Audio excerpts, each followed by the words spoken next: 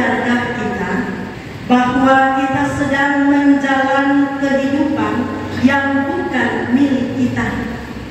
Hidup, napas, kesehatan, kekuatan, waktu, itu semua anugerah Tuhan bagi kita. Pekerjaan ibu bapak dan saya, jabatan kita, pendidikan, pelayanan, keluarga kita, bahkan harta benda yang kita punya, entah rumah atau tanah atau kendaraan, bahkan HP sekalipun, itu adalah berkat Tuhan untuk kita. Jadi sekalipun di dunia ini kita adalah pemilik harta benda itu, BPKB kendaraan, nama kita yang tertulis sebagai pemiliknya. Tetapi ingatlah bahwa tidak ada satupun dari harta benda atau sesuatu yang kita punya yang akan kita bawa sesudah mati. Tidak bisa ya, Bapak sekalian. Nah, karena itu, bagaimana sikap kita? Ternyata hidup kita ini hanya pinjaman saja, hanya sementara saja.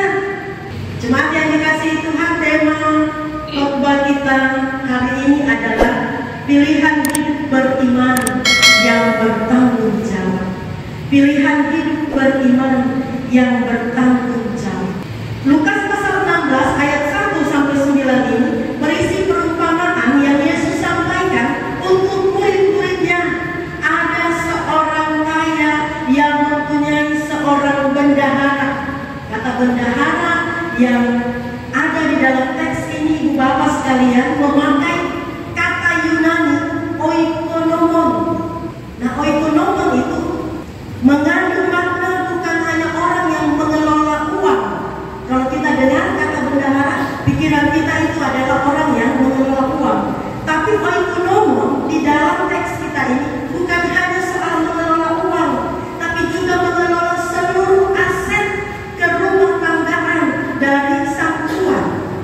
Itu bisa uang, itu bisa bisnis, itu bisa pekerjaan, itu bisa aspek-aspek urusan-urusan kerumah tanggaan lain. Jadi ibu bapak sekalian, bendahara yang tidak jujur di dalam teks kita ini ternyata adalah orang yang mendapat kepercayaan yang sangat besar dari tuannya. Ia dipercayakan mengelola seluruh kepunyaan tuannya. Ia bertindak atas nama tuannya. Tapi ternyata ibu bapak yang dikasihi Tuhan, orang kaya ini, si tuan ini mendapati bahwa bendaharanya menghamburkan miliknya. Nah, kata menghamburkan ini mengandung makna melakukan sebuah pemberosan yang sia-sia, atau dengan kata lain menyalahgunakan wewenang, tidak bertanggung jawab atas kepercayaan yang sudah diberikan oleh sang tuan. Ternyata bendahara ini berlaku seolah-olah dia yang punya semua itu. Bendahara ini berlaku seolah-olah dia si tuan yang kaya itu. Jadi dia menggunakan semua aset tuannya seenak hatinya. Ibu bapak yang dikasihi Tuhan, karena itu si tuan meminta pertanggungjawaban dan memecat bendahara ini. Bendahara ini menjadi panik, tetapi ia tidak kehilangan akal. Dia pikir tidak dapat mencampur, mengemis juga malu. Jadi apa yang harus diperbuat? Nah, dia bertindak dengan cerdik. Ia menemui orang-orang yang berhutang untuk tuannya, lalu mengurangi jumlah hutang mereka yang harus dibayarkan untuk sang tuan. Yang 100 tempayan minyak dikasih potongan 50%, tinggal 50 tempayan minyak saja. Ini sebenarnya sebuah jumlah yang besar. 100 tempayan minyak itu kurang lebih 3.946 liter. Dan biasanya satu pohon zaitun menghasilkan 20 liter minyak. Jadi 100 tempayan minyak ini dihasilkan oleh 150 pohon zaitun. Bukan jumlah yang kecil. Karena itu pasti yang punya hutang dia senang sekali dan merasa berhutang budi untuk si bendahara ini. Untuk yang berhutang 100 pikul gandum juga diberi pengurangan menjadi hanya 80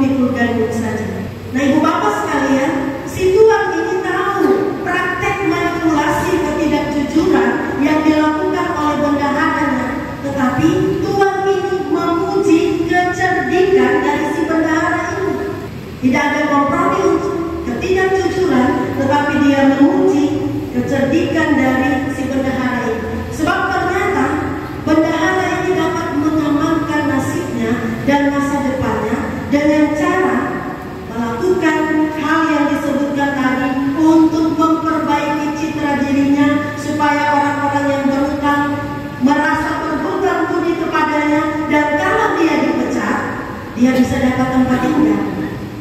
Jemaat Tuhan, Lukas kemudian mencatat di dalam teks kita, sebab anak-anak dunia ini lebih cerdik terhadap sesamanya daripada anak-anak terang.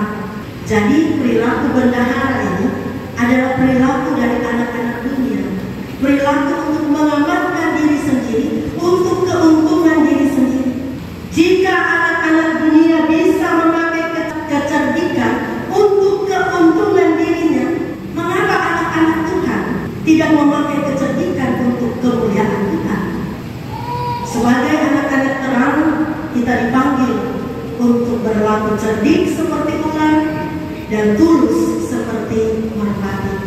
Jadi Ibu Bapak yang dikasihi Tuhan, Yesus kemudian menutup perumpamaan ini dengan berkata, ikatlah persahabatan dengan mempergunakan mamon yang tidak jujur, supaya jika mamon itu tidak dapat menolong lagi, kamu diterima di dalam kemah abadi. Apakah maksudnya ini? Apakah itu berarti kita bisa seenaknya menggunakan harta kekayaan kita, mamon itu di dalam hidup kita? Ibu Bapak yang dikasihi Tuhan, mamon itu bukan sekedar uang, tapi juga kekayaan, harta benda, keuntungan yang memiliki hal jahat. Jadi mamon itu bertentangan dengan Tuhan. Nah, Yesus dalam perkataan ini hendak menegaskan bahwa ingat, tujuan kehidupan kita di dunia ini bukan hanya menikmati semua yang kita punya di dunia ini, tapi tujuannya adalah untuk ada dalam kemah abadi bersama dengan Tuhan. Kemah abadi itu bukan hanya nanti soal sesudah kita mati, bukan hanya nanti soal di surga nanti, tetapi kemah abadi adalah persekutuan dengan Tuhan yang kita mulai sejak saat ini sampai nanti dalam kehidupan kekal bersama dengan Tuhan. Nah, karena itu terkait dengan tema kita, pilihan hidup beriman yang bertanggung jawab, maka saya, Ibu Bapak, Saudara sekalian, kita diingatkan untuk menyadari bahwa sesungguhnya saya, Ibu Bapak, semua kita ini mendapat kepercayaan yang besar dari Tuhan untuk mengelola apa yang Tuhan miliki. Hidup tadi kita mendapat kepercayaan yang besar untuk mengelola anugerah berkat-berkat dari Tuhan di dalam kehidupan kita. Nafas hidup, waktu, kesehatan, pekerjaan, jabatan, pendidikan, dengan keilmuan kita, pelayanan kita, keluarga, sahabat, saudara, tetangga, harta benda, itu semua anugerah dan berkat-berkat yang mesti kita pakai, kita gunakan, kita nikmati secara bertanggung jawab. Jadi kita diingatkan untuk menikmati semua hal itu bukan dengan cara anak-anak dunia yang cari keuntungan untuk diri sendiri saja. Ingat, keuntungan untuk diri sendiri selama ada di dunia ini hanya sementara. Itu tidak menjamin kita nanti di surga. Kita ini anak-anak terang yang sudah beroleh garansi kehidupan kekal di dalam Yesus. Jadi sangat disayangkan jika kita kemudian tidak mendapat tempat dalam kehidupan kekal di surga, karena kita terlalu condong untuk berlaku seperti anak-anak dunia ini. Kita diingatkan, semua yang ada di dunia ini pinjaman dari Tuhan saja sebagai anugerah dan berkat bagi kita. Jadi kalau Tuhan kasih waktu 1 hari 24 jam, apakah semua waktu itu kita pakai untuk beroleh keuntungan bagi diri kita, ataukah waktu-waktu itu kita pakai juga untuk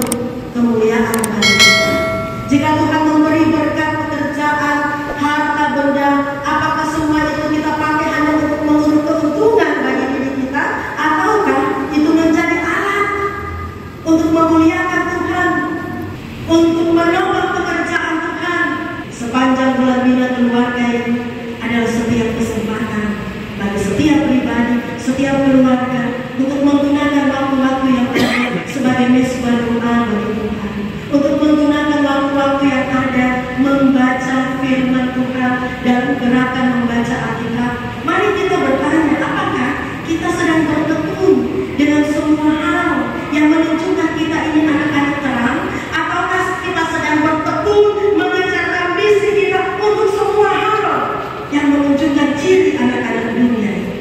Jemaat yang dikasihi dan yang diberkati Tuhan, ingat, semua hal di dunia ini adalah anugerah dan berkat Tuhan. Ada pilihan bagi kita, menggunakannya, memakainya, menikmatinya dengan bertanggung jawab agar kita tetap memiliki tempat abadi bersama dengan Tuhan, ataukah mau memakainya menurut keinginan hati.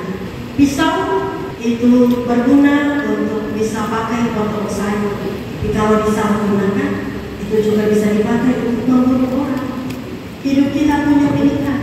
Sebagai orang-orang beriman, mari tunjukkan kehidupan dalam pilihan hidup beriman yang bertanggung jawab. Tuhan memberkati kita dengan firman.